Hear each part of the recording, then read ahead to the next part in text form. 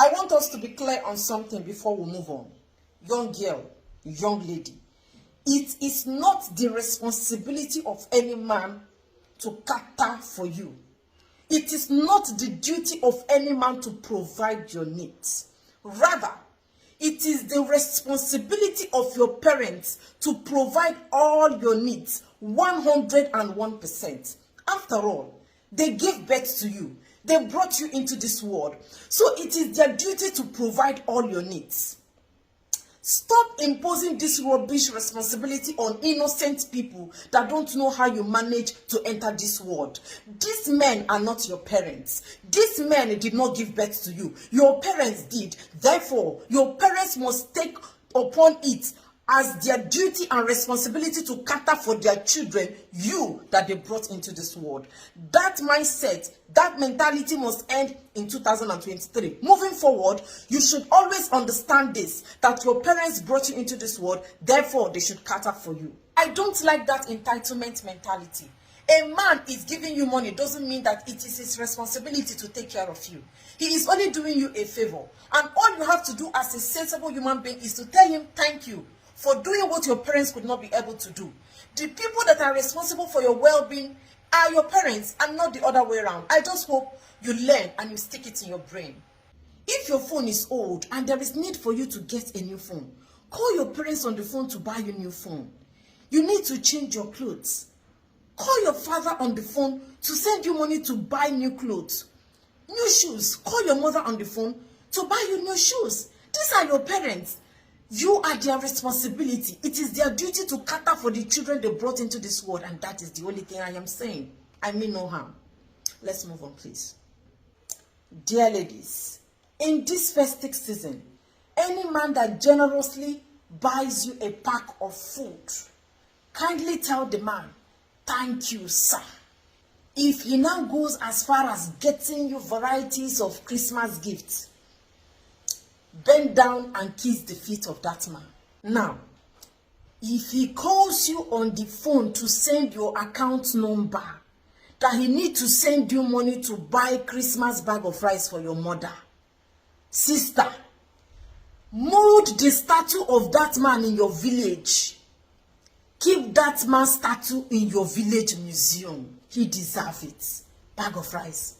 If that man now extends his kind gesture by adding Christmas he-goat and Christmas chicken on top the Christmas bag of rice he earlier gave your mother, gather villagers. They have to sing song in his name. Gather all the villagers. Let them wash the feet of that gentleman. If he easy, run him now.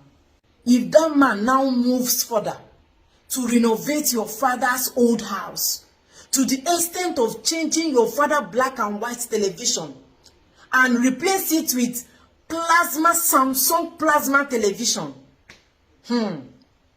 Sister, what you will do for that man is simple.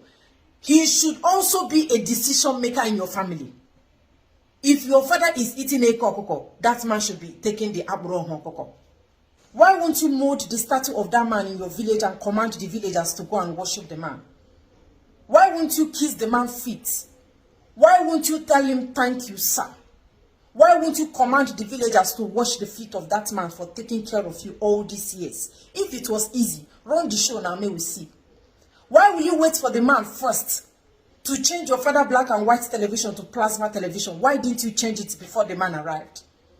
Why will you wait for the man first to change your father leaking roof? Why not change the leaking roof to a modern roof? Why wait for the man?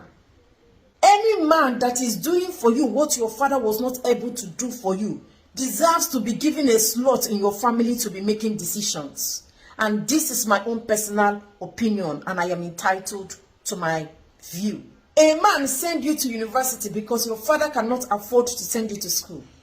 That same man gave you money to do your masters, that you were able to eat mega chicken and taste KFC chicken is all because of this man. And you say you will not mold the statue of that man in your village? You must be joking. Now, I want to use this opportunity to thank all the wonderful men that God is using to remove women from poverty. Most women are nothing without your efforts. Thank you for this wonderful work of humanity. Majority of the women today that have roof over their head could have been helpless and homeless without your contribution to this wonderful work of humanity. Many women have left drinking garri and groundnut down to eating fried rice and chicken, all because of the effort of these wonderful men. Thank you. Many women are no longer wearing okreka and bendan select clothes. They now enter boutique to buy designers clothes, all because of these wonderful men. I say thank you. Many of these same women are no longer using Nokia Touch. They are using Samsung and even iPhone 15, all because of the effort of these men. I say thank you, sirs. Thank you, sirs. God bless you for your wonderful work. Without your efforts, Ulcer could have been dealing with so many women. I say thank you, sir. Without your efforts, where will they see shawarma to eat? Who will give them pizza?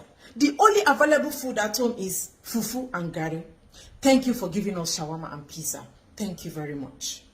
Without your efforts, most women could have been carrying a very big yam leg where they are trekking. But you have upgraded the lives of these women. They no longer enter Okada.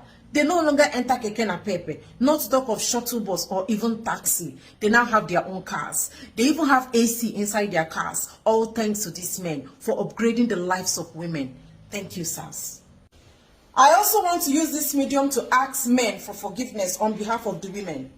Forgive these women for pretending. You take them to the restaurants. They eat 1 spoon of rice and leave the rest. Your money is wasted. Only to go back home and be looking for food or eating food from the pot because there is no food. All is pretense.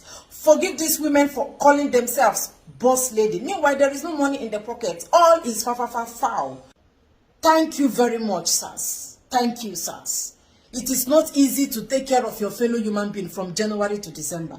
Thank you. May God continue to bless you, men, and give you the strength, energy, and effort to be taking millions of women out of poverty. You are actually doing the Lord's work. What you are doing, even the government of the day can't even do it 1%. Thank you. Now I want to pray for you, men. God will continue strengthening you. God will open doors of opportunities and prosperity for you. I pray for you, men, for putting food in the mouth of these women. You will never lack. You will never lose, and you shall never be limited. For changing the clothes of these women, God will give you long life. Whenever you knock, before you even knock, the door will be open before you. Before you ask, God have already answered. I pray that God will continue to strengthen these men. God will continue to give you all your heart desires. You don't know the millions of women you have removed from poverty. You don't know the women you have removed from gutter and you have watched them just to look like queen. I say thank you. Thank you for this wonderful work. We cannot pay you. We cannot reward you. It is only God that will reward the effort of these men. And I wish all of you long life. I wish you prosperity. I wish you good health. I wish you good luck. I wish you favor. And God will continue to bless all your efforts. And He will crown it all with success. Thank you very much.